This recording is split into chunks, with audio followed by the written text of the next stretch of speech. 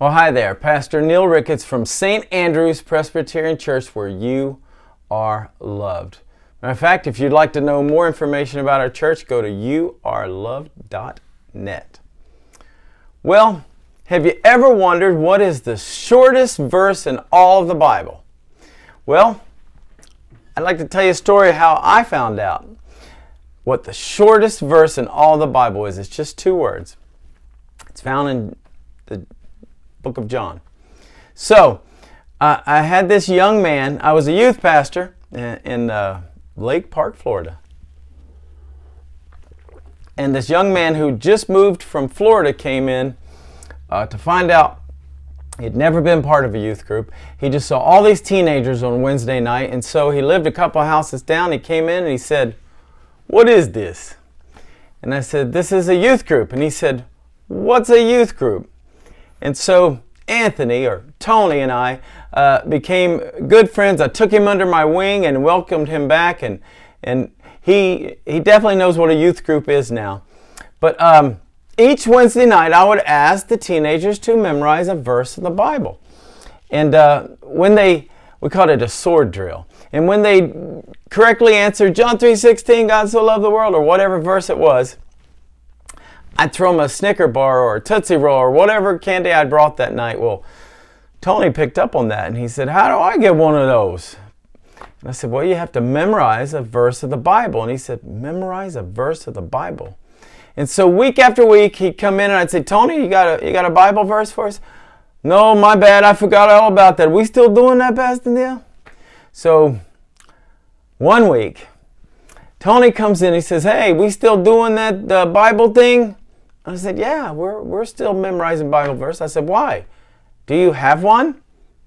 And he said, "Yes." And the place got quiet. All the other teenagers went, "What?" And just stopped and looked. And Tony says, "Yeah, I got one." And he stands up and he says, "Jesus wept. John 11, verse 35. And I went, "What's the rest of that verse?" He says, "That's it, Pastor Neil. Jesus wept." See, Tony had figured out the easiest way to memorize a verse of the Bible. And of course, he said, it still counts, right? And I said, "Yeah, it does." And I threw him some candy. And would you like to know why Jesus wept? What happens before John 11:35? It's actually a pretty well-known, famous story in the Bible. It's the story of Lazarus. Now, Lazarus and Martha and Mary were brother and sisters, and they were really good friends with Jesus. And so Lazarus got very sick, and they sent word. They sent a messenger to Jesus, and Jesus headed to his house. But by the time he got there, Lazarus had been dead for 4 days and stinketh. Well, before he even got to the house, when Martha heard that Jesus was in town, she rushed to him and she said, "Lord, if you'd have been here, my brother would not have died." And Jesus says to her, "Your brother will rise again." She says, Yeah, I know, at the end times. And Jesus says to her, "I don't think you understand." He didn't say that. He said, "I am the resurrection and the life. Whoever believes in me, even though he were dead, yet shall he live." And they asked her a really important question, which I believe God's still asking to this day. "Do you believe this?" She said, "Yes, Lord, I believe."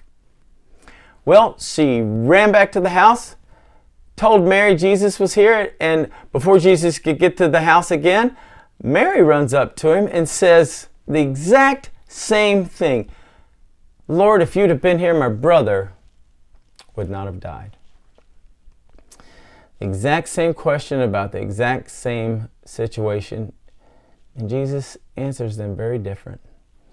He says to Mary, "Where is he?" And then they go to the tomb, and Mary's crying, and all the other people are crying.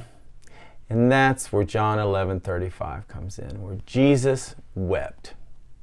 He entered into grief with those around him because he was fully human.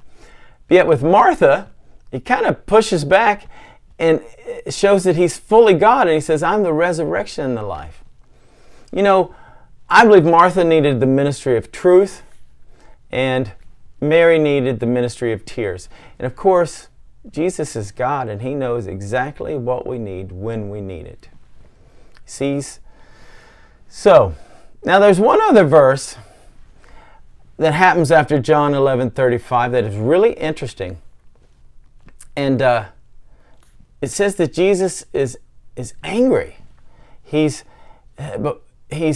When Jesus heard, he said, he just became angry, deeply moved and angry in his spirit. John 11:33.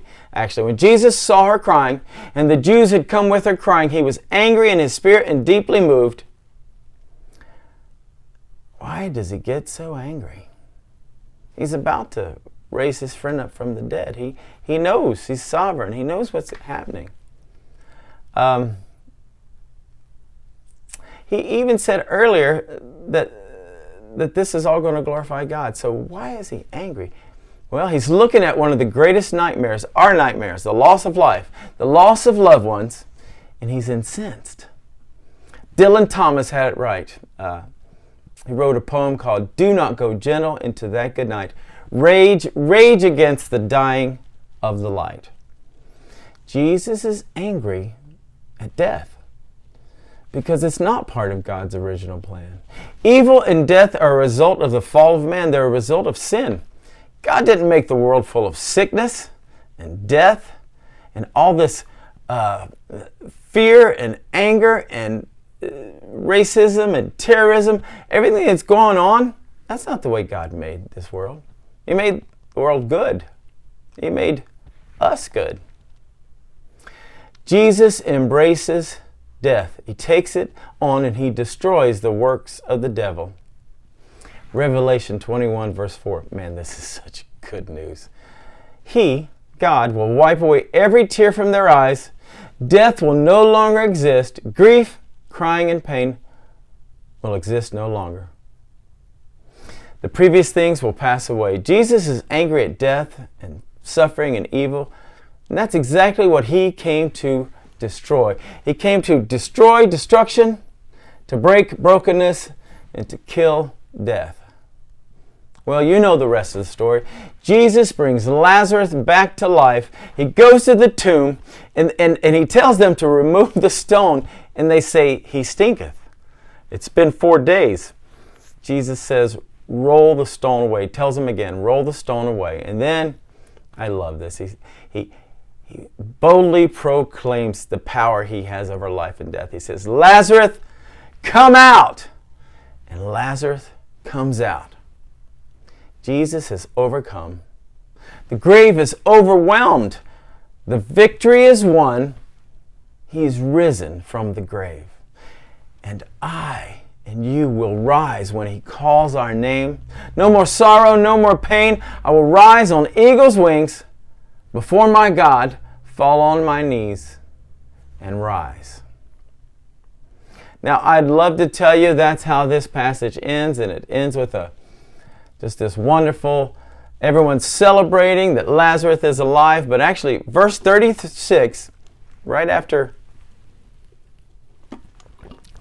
John chapter 11, where Jesus weeps, the Jews said, verse 36, so the Jews said, see how he loved him? You know, they could have said, see how he loves us. Because, well, the only way he could free his friend from death was to really set the time clock on his own death. Yeah, if you read a little bit further down, verse 45 of John chapter 11, it says, therefore many of the Jews came to Mary and saw what he did, and they believed in him. They believed in Jesus. Verse 46 says, but some of them went to the Pharisees and told them what Jesus had done.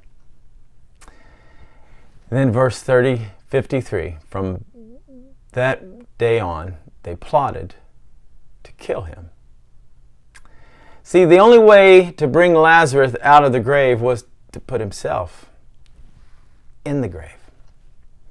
Yet knowing this, knowing he's starting the countdown to his own crucifixion, he says, Lazarus, come out.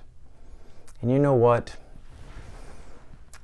Jesus is still proclaiming that he is the resurrection and the life, and whoever believes in him, it still holds true, whoever believes in him, even though they're dead, yet shall they live. Do you believe this? Martha said, yes, Lord, I believe. Have you said, Lord, I believe? Put your faith and your hope and all of your trust in Jesus. You'll be glad you did.